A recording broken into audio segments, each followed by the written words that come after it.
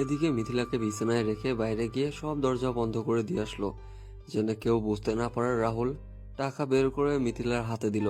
তারপর মিথিলার উপর ঝাঁপিয়ে পড়ল রাহুল। ধীরে ধীরে মিথিলা সবকিছু খুলে ফেলে দিল। তারপর রাহুল পাগলের মতো মিথিলাকে চুম্বন করতে লাগলো এবং হাত দিয়ে সারা শরীরে স্লাইড করতে লাগলো। আপনি কি আমাকে পাগল করে দিবেন না? প্লিজ আমাকে আরো বেশি করে ভালোবাসুন না। মাত্র তো শুরু হলো। আজকে সারা রাত বাকি আছে সোনা। আজকে সারা রাত তোমাকে ভালোবাসা দিয়ে ভরিয়ে দেব। আমি আর নিজেকে ধরে রাখতে পারতেছি না, প্লিজ আপনি তাড়াতাড়ি আমাকে আমার ভালোবাসার সাগরে ভাসিয়ে দেন। আরে ধৈর্য ধরো, এত তাড়া কিসের? আমি তো আছি, তাই না? আমি আর নিজেকে কন্ট্রোল করতে পারতেছি না, প্লিজ আপনি আমাকে আরো ভালোবাসুন, একটুও থামবেন না, চালাইতে থাকেন। তাহলে তুই মিলনের কাছে পড়ে আছিস কিসের জন্য? আমার কাছে চলে আয় একবারের জন্য।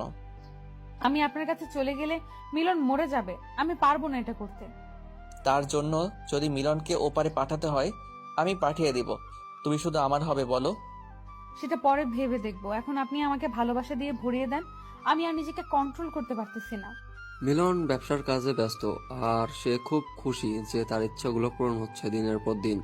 আর এদিকে তার বউ যে তাকে ধোকা দিচ্ছে সেটা মিলন একটুও বুঝতে পারতেছে না, যে তার বউ তার সাথে কি করতেছে, কি পরিমাণ ধোকা দিচ্ছে। মিলন জানে যে তার বউ তার জীবন থেকেও বেশি মিলনকে ভালোবাসে, আর মিলন মিথিলাকে কখনো সন্দেহ চোখে দেখেনি।